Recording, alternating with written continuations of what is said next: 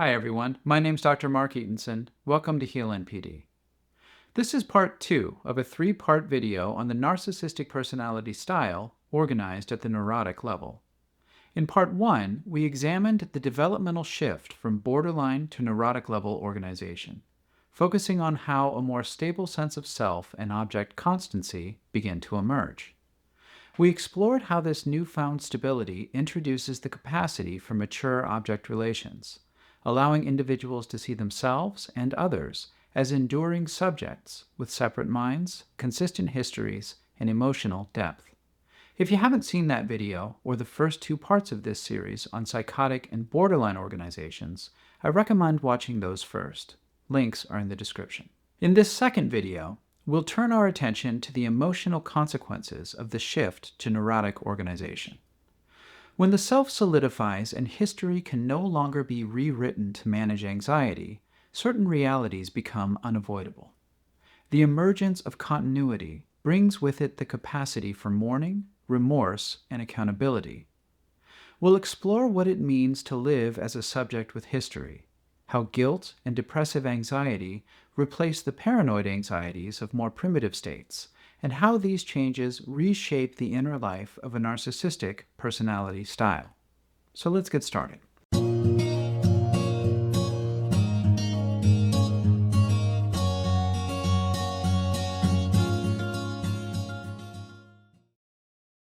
As I stated in the previous video, the movement from immature to mature object relations is a story of self-definition.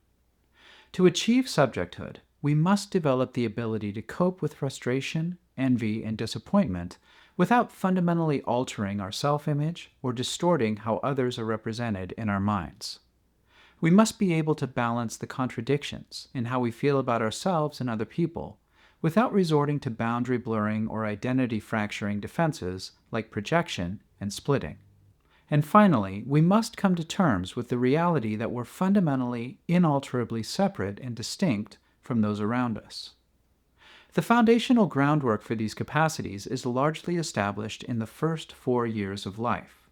However, their consolidation and refinement continue throughout childhood.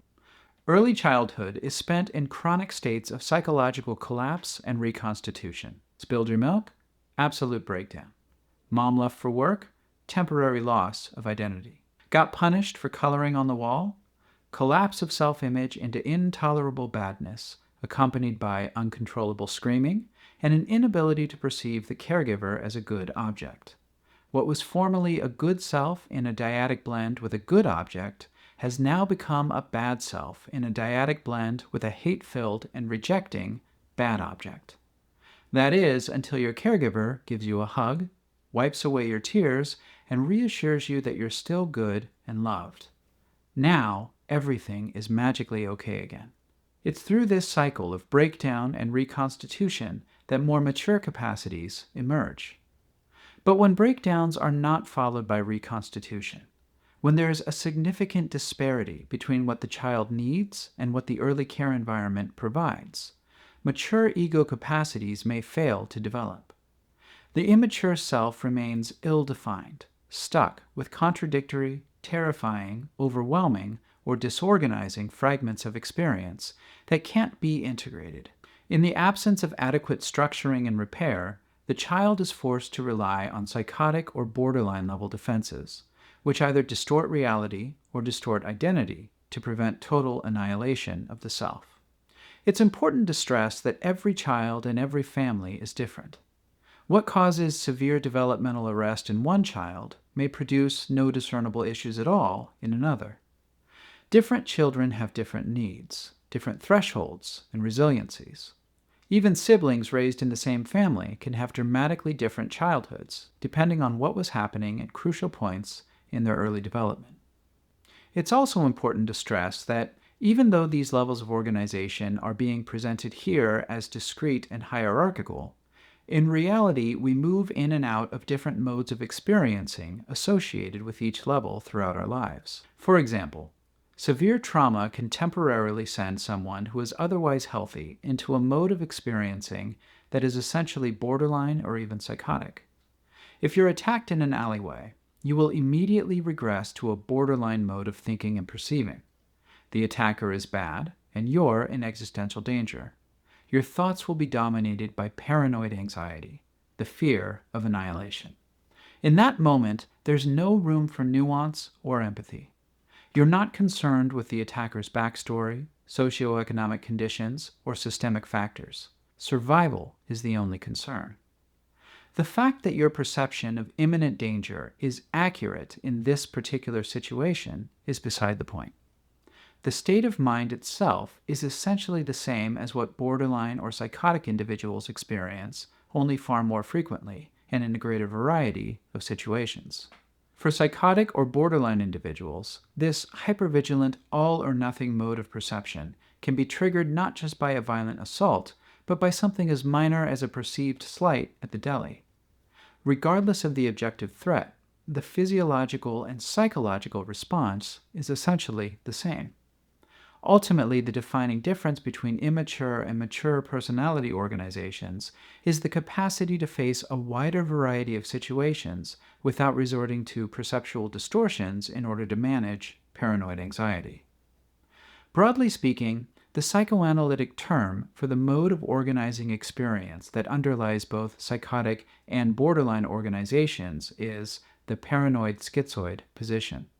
The paranoid aspect refers to the individual's basic stance toward the world, as populated by dangerous, hateful, attacking objects from which good experience must be defended. The schizoid aspect refers to the central tendency of splitting that defines this mode of experiencing. The good must be kept separate from the bad, creating rigid categories of all good and all bad experience that feel too dangerous to mix. If badness contaminates goodness, it activates paranoid anxiety, the fear of total annihilation of all internal goodness. This, in turn, reaffirms the necessity of continued splitting and fragmentation. For example, in therapy, many individuals with NPD express an intense aversion to feelings of need or dependency. They may actively detest these feelings and look down on those they perceive as, quote, needy or dependent. In the early stages of therapy, this aversion can make it difficult to engage with any material that uncovers the individual's vulnerable, shame-filled longings for care and nurturing. If the therapist inadvertently touches on these longings, the individual may react with aggression, contempt, or even outright derision. And it's not because they rationally reject the need for care.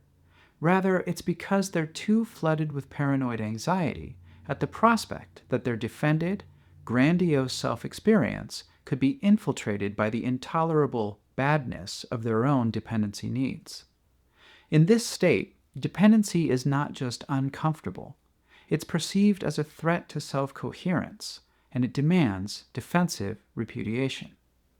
In contrast to the paranoid-schizoid position that underlies most psychotic and borderline functioning, the term for the mode of experiencing that most often underlies neurotic functioning is the depressive position, so called because loss and grief become much more difficult to deny. In this position, the individual can no longer project badness outward or split the self and other people into good and bad parts. As a result, the individual must confront painful grief, loss, and disappointment, experiences that were previously denied, displaced, or externalized. In the next part of this video, we'll discuss the depressive position in greater detail, and also how both the paranoid-schizoid and depressive positions coexist in all of us. Rather than representing static phases of development, they function as an ever-shifting dialectic, two fundamental organizing principles that shape how we relate to ourselves and to other people. As we discussed last time, the primary developmental achievement of neurotic organization is the capacity to maintain a stable, historically grounded image of the self and others as subjects rather than objects. With this achievement comes the possibility of a different kind of loss, and therefore a different kind of grief. If we hurt someone we care about, the damage is done and can't be undone. If someone leaves us, they can't be replaced. Their unique qualities are forever lost to us. This loss can no longer be effectively denied or minimized or undone through borderline-level defenses. With the capacity to recognize the indelible harm we can do to others, also comes recognition of the ways they can harm us, and that casts our vulnerability and dependency on those we care about into stark relief. Unlike earlier developmental stages, where the lost object can be magically replaced, denied, or split into good and bad parts, the depressive position involves the realization that people we love are whole, irreplaceable, and capable of being hurt by us, just as we ourselves are whole, irreplaceable, and capable of being hurt by those we love.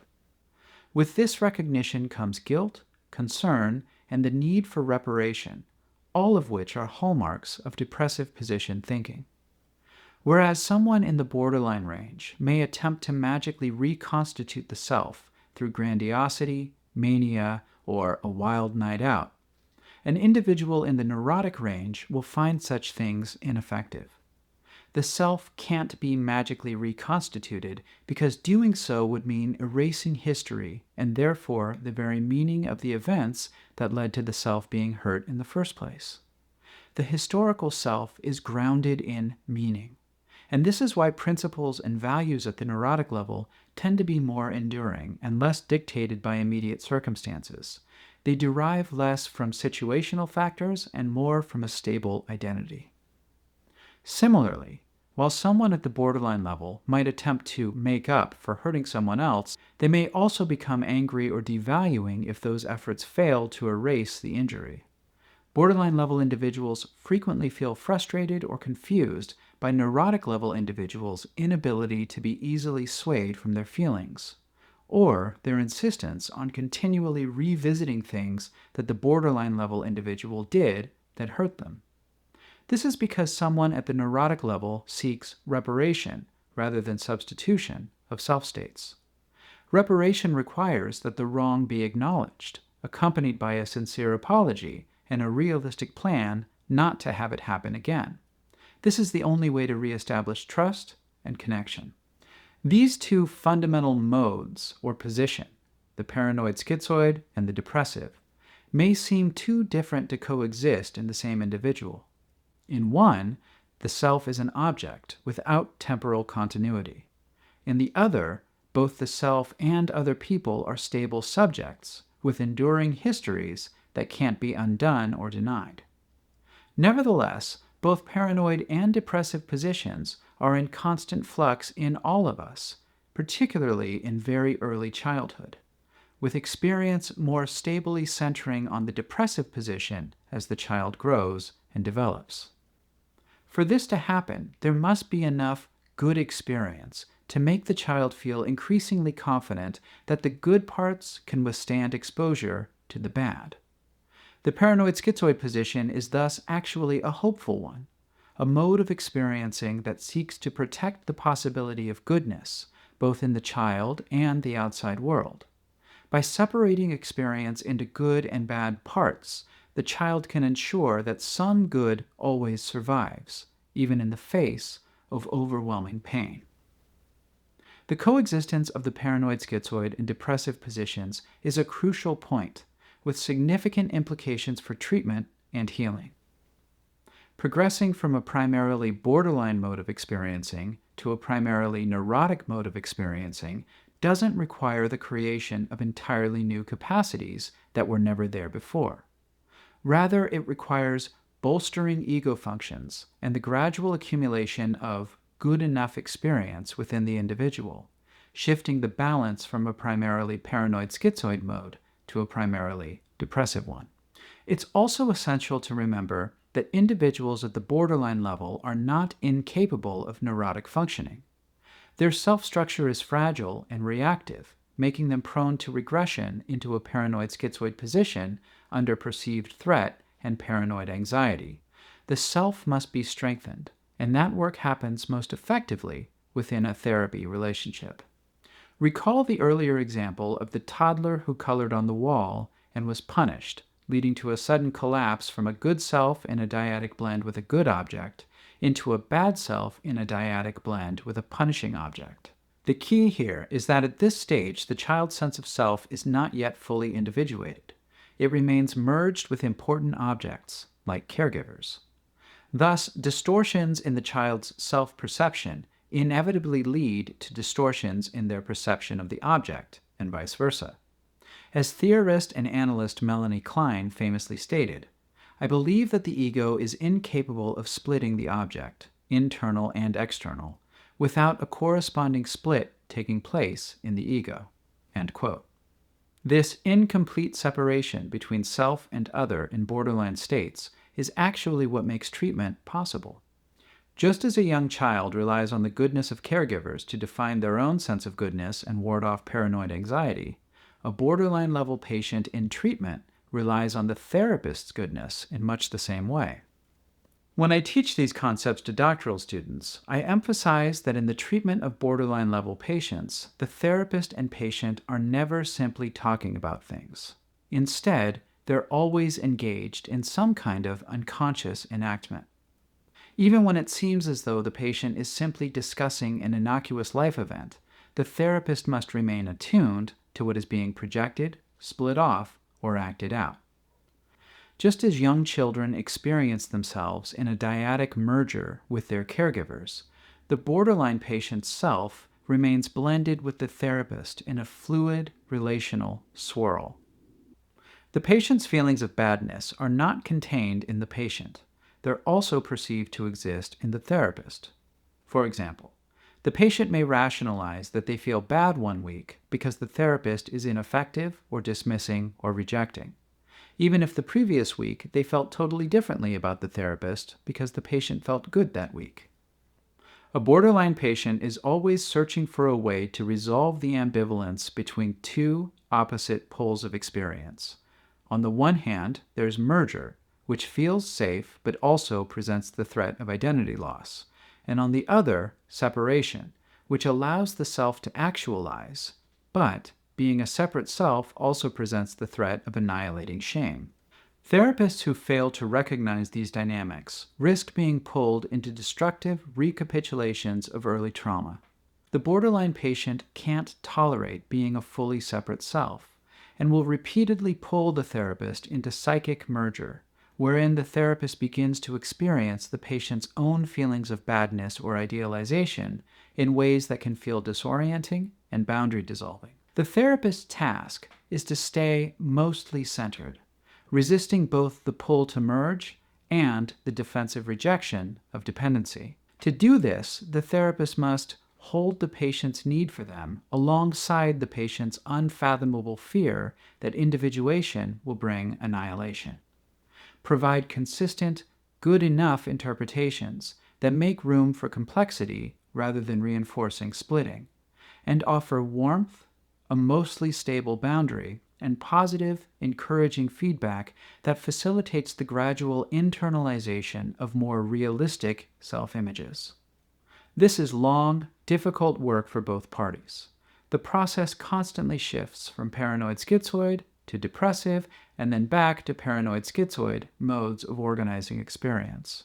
However, over time, the balance moves toward longer periods of depressive functioning and quicker returns to the depressive position when ruptures occur. When I work with borderline-level patients, I expect that the process will feel personal, emotionally dangerous, and at times, intolerable. I also expect to be personally implicated. I expect accusations that I'm ineffective, inattentive, arrogant, rejecting, critical, or just plain dumb. Unlike psychotic-level patients, borderline-level patients must level criticisms that feel real in order to effectively evacuate the badness that they can't tolerate. And I must be able to metabolize these projected pieces of the self and give them back in a way that feels tolerable. This is the core of relational psychotherapy, the recognition that our psychologies are fundamentally, inalterably relational. The wounds that create personality disorders and severe mental illness are often sustained in relationships, and the only way to process these wounds and move toward healthier functioning is within the context of a healing relationship. Feeling understood is good medicine. Being decoded or found, to use Winnicott's terminology, is intrinsically healing. Being held in unconditional positive regard is the primary mechanism through which we develop the ability to maintain a stable and realistic self-image. In normative development, the movement from primarily borderline to primarily neurotic level functioning is made possible by a gradual strengthening of ego functions, most often within the context of early care relationships that can survive rupture without becoming dangerous to the child. The child, or later the adult in treatment, must experience others as stable enough to withstand idealization, devaluation, disappointment, and rage.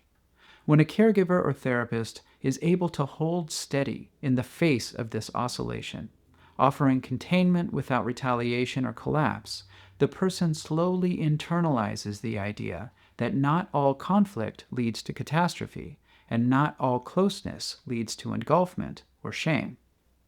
These emotionally reparative experiences begin to erode the necessity of splitting, and over time, the individual becomes able to more consistently hold good and bad qualities in mind at the same time.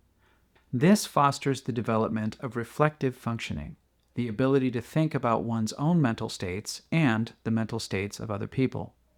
It also makes possible the internalization of more stable, realistic images of the self and others, images that can persist even in the face of overwhelming frustration or distress.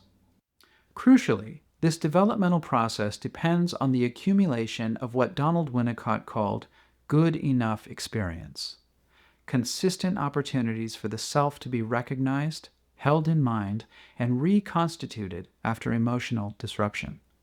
In treatment, this means helping the patient notice when they're splitting or distorting, and gently interpreting the function of those defenses and offering an alternative mode of connection that doesn't demand omnipotence or dissociation to preserve self-coherence. Neurotic-level functioning emerges through the slow internalization of a world in which painful emotional truths can be survived, named, and shared. We've spent considerable time on the transition from borderline level to neurotic level functioning because it's a difficult threshold to grasp. There are many misconceptions about this process, particularly when it comes to NPD. I can't count the number of times that I've seen or heard the claim that it's essentially impossible for someone with NPD to heal. That is, to move from borderline to neurotic level. But once you understand what a personality disorder actually is, the path to healing becomes remarkably clear.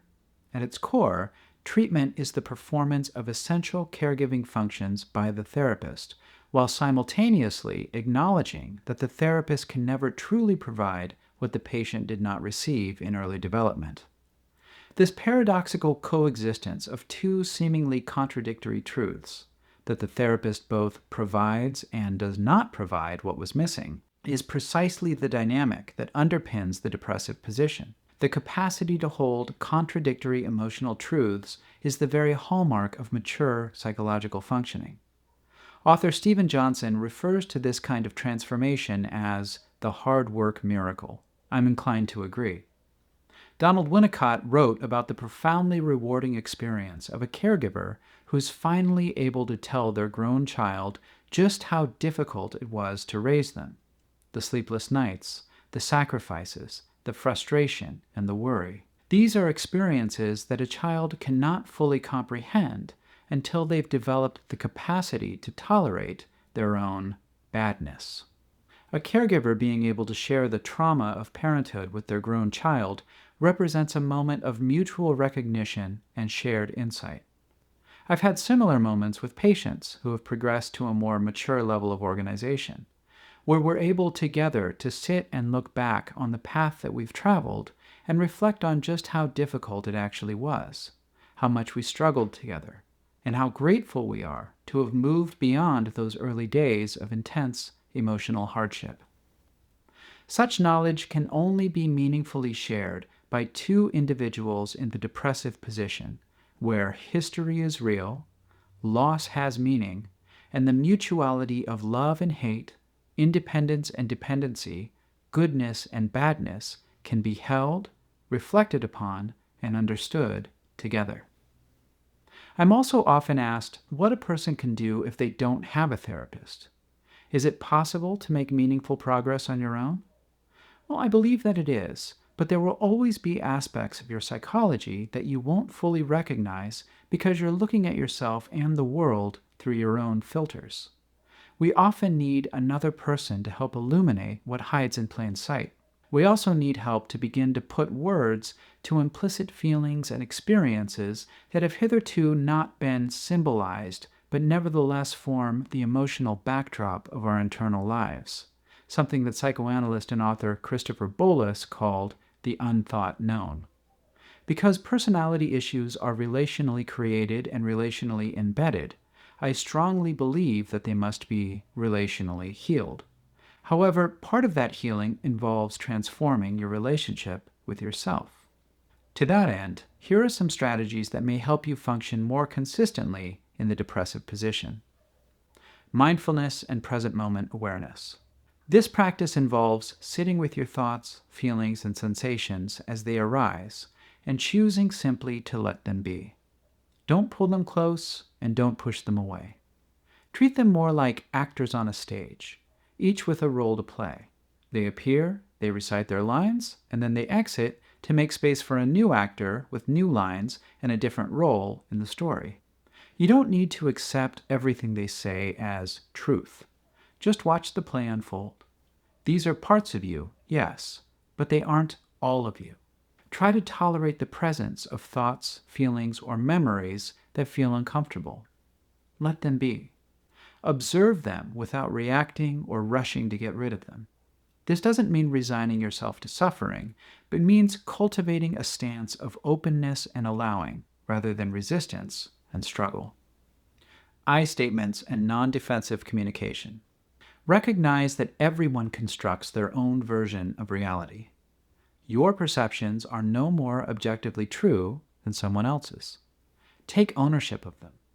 When expressing yourself, acknowledge that you are the author of your thoughts. Use phrases like I feel, I would like, or I'm struggling with, rather than assuming that your experience reflects an ultimate objective truth. That doesn't mean that you're wrong or delusional, just that you have your own perspective, just like everyone else. Relationships are about negotiating between perspectives. There's almost always compromise. You can get some of what you want, but usually not all of it. That's the bad news. The good news is that the other person also has to compromise. If mutual compromise isn't present in a relationship, then it's probably not a healthy dynamic. Self-acceptance. This is related to mindfulness. You are an evolving, dynamic process, not a fixed entity. Allow yourself to be imperfect. Allow yourself to have parts that need work, parts that other people don't like, even parts that you yourself don't like. Don't try to get rid of those parts because it never works. Don't try to force yourself into feeling or performing in a way that you think will make other people happy. Don't punish yourself for not fitting a preconceived idea of who or what you are, quote, supposed to be. There is no supposed to. There's a beautiful old oak tree outside my office window. It's full of twists and turns. Some branches are withered, others are massive and robust. I think all of us are like that tree. Its shape wasn't designed. It's simply the result of growing toward available sunlight, drawing nutrients where it could. That's how all of us develop. Our early environments shape us, and we grow in response to those conditions. The tree's shape tells the story of its resiliency and the compromises it had to make in order to grow and survive. One cannot appreciate the tree's beauty without also accepting its history. In other words, its shape. Try to do the same thing for yourself. Try to see your own beauty. It doesn't mean that you can't change or grow, but it does mean that you can't go back in time and be a different tree planted in a different place. The world is better with my favorite tree, even with all of its twists and turns. The same is true of you. Let history be real. The paranoid-schizoid position often involves obliterating, altering, or rewriting history in an effort to avoid pain. For the world to feel meaningful, it must also be bounded by limitations. We love people because of their imperfections, not in spite of them. Their idiosyncrasies, struggles, and limitations are part of their history. You have a history, and so do I. And neither of us can change it. We can, however, shape the narrative of that history so that it emphasizes resiliency, growth, and connection. While we have some editorial freedom in how we understand our past, we can't reinvent ourselves entirely. We must work within the limitations of reality and of history, and doing so allows us to build a life of meaning. Work to recognize and mitigate splitting. Splitting is difficult to recognize because it distorts perception. But over time, you can learn to detect its characteristic cognitive and emotional shifts. Common indicators sometimes include black and white or all or nothing thinking. If you perceive someone, yourself included, as entirely good or entirely bad, then you're likely splitting. Rapid shifts in perception. If someone you usually care about suddenly seems irredeemably awful, or if you go from admiration to disdain, then splitting is probably at play. Emotional whiplash. If you find yourself hating someone that you normally love, or suddenly viewing them as embarrassing, worthless, or persecutory, it's worth questioning whether your perception has temporarily shifted. Recognizing splitting as it happens can be enormously helpful in mitigating its harmful effects. If you notice yourself splitting, you can say something like, "I think I'm splitting right now, and I need some time to reintegrate." Simply acknowledging this places you closer to the depressive position, where integration is possible. In the paranoid-schizoid position, admitting to splitting can feel intolerable, almost as if doing so would somehow invalidate your entire experience. But notice the all-or-nothing distortion in that fear. You don't have to be 100% right for your feelings to matter. You are the author of your perspectives, and some of them may be inaccurate. That's okay. Individuals functioning at the neurotic level more frequently recognize and accept that they aren't always correct.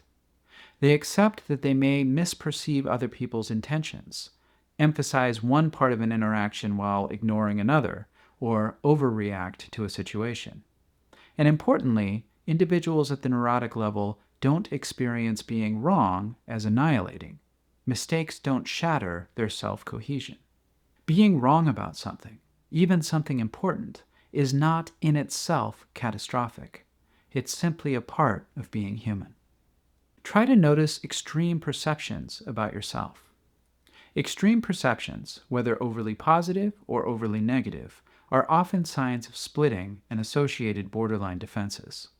Thoughts like, "I'm the best," "I'm perfect," or "I'm smarter, more attractive, and more talented than other people," can be hallmarks of grandiosity, even if they contain elements of truth. It's not uncommon for individuals who struggle with pathological narcissism to possess legitimate talents or attractive qualities. The key is noticing how these thoughts are being used. Are they surfacing as a way to counteract more subtle feelings of insecurity, need, anxiety, or doubt? Individuals functioning in the neurotic range may reflect on their strengths and accomplishments, but usually not in a reductive way that's designed to suppress unwanted feelings. Their positive self-assessments exist alongside an awareness of their limitations, rather than serving as a defense against them. The same goes for negative self-perceptions. Thoughts like, "I'm the worst," "I'm hideous," "everyone hates me," "I don't deserve to exist," reflect negative splits in self-image. No one is entirely good or entirely bad. No one excels at everything, and no one is without flaws and limitations.